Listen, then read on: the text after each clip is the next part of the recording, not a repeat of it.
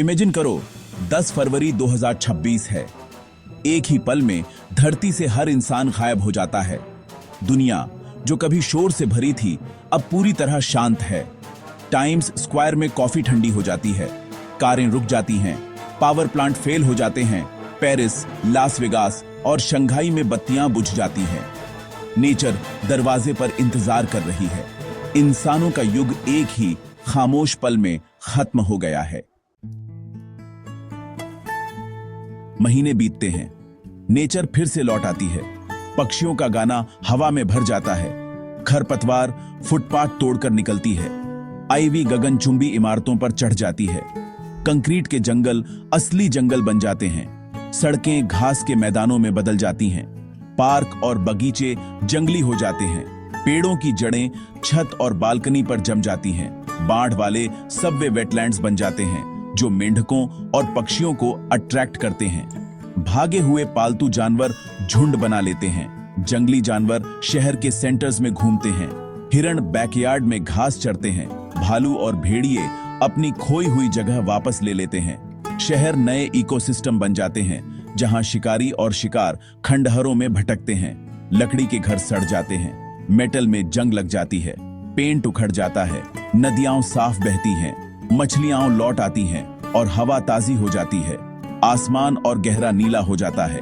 तारे और ज्यादा चमकते हैं। दुनिया को साफ किया जा रहा है और नेचर फल फूल रही है। ग्रह राहत की एक लंबी धीमी सांस लेता है। हमारी गहर मौजूदगी नेचर के लिए एक मौका है। एक सदी बाद नेचर ने हमारी सबसे बड़ी अचीवमेंट्स को खत्म कर दिया है। गगनचुंबी इमारतों में जंग लग जाती है और वे ढह जाती हैं। कांच टूट जाते हैं। इमारतें पक्षियों और लताओं के लिए वर्टिकल गार्डन बन जाती हैं। लैंडमार्क ढह जाते हैं। पुल गिर जाते हैं। एफिल टावर मुड़कर गिर जाता है। स्टेडियम ढह जाते हैं। शहर खंडहर बन जाते हैं। धीरे धीरे मिट्टी और वनस्पति से ढक जाते हैं। हवा और पानी सदियों से ज्यादा साफ हो जाते हैं।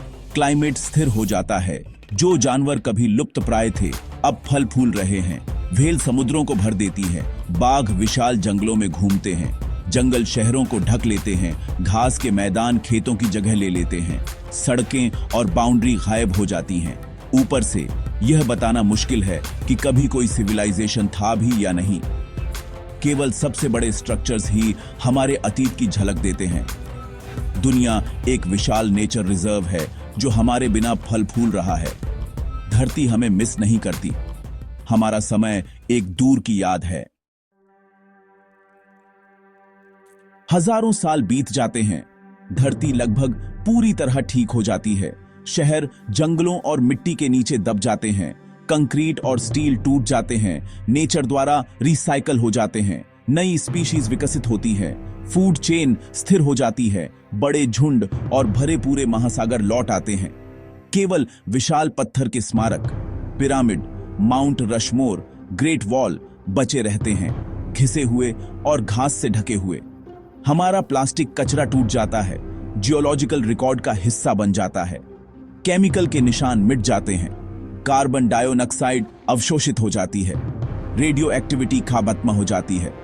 ग्रह हरा भरा, जीवंत और कॉम्प्लेक्स है। लाखों सालों में जितना कभी नहीं था उससे ज्यादा समृद्ध। हमारे लगभग हर निशान मिट गए हैं।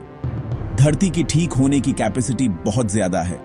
हमारा इंपैक्ट शॉर्ट टर्म में विनाशकारी था लेकिन जियोलॉजिकल टाइम स्केल पर मिट गया है। फिर भी हमारी लेगेसी धरती से बहुत दूर फैल जाती है। वॉयजर प्रोब्स जो 1970 के दशक में लॉन्च किए गए थे हमारी कहानी को इंटरस्टेलर स्पेस में ले जाते हैं। एक कॉस्मिक बोतल में मैसेज। स्पेस जंक धरती के चारों ओर घूमता है। एक मेटालिक रिंग जो हजारों सालों तक रहेगी। दूर के ऑब्जर्वर्स के लिए यह मलबा एक गायब हुई सिविलाइजेशन का सबूत है। हमारा सबसे लगातार सिग्नल अदृश्य है। रेडियो तरंगों का एक बुलबुला जो गैलेक्सी में फैल रहा है। ये ब्रॉडकास्ट हमारे संगीत के खबरें और ड्रीम्स, हमारा अराजक इतिहास सितारों तक ले जाते हैं। धरती हमारे बिना फलती फूलती है लेकिन हम पूरी तरह से उस पर डिपेंडेंट हैं। हमारे गायब होने से यह साबित होता है कि हम कभी उसके मालिक नहीं थे, सिर्फ मेहमान थे। ग्रह टिका रहता है, लेकिन हमारी हल्की रेडियो फुसफुसाहट ब्रह्मांड को बताती है, एक छोटे से पल के लिए हम यहां थे। मानवता की कहानी ब्रह्मांड में एक दूर की गूंज बन जाती है।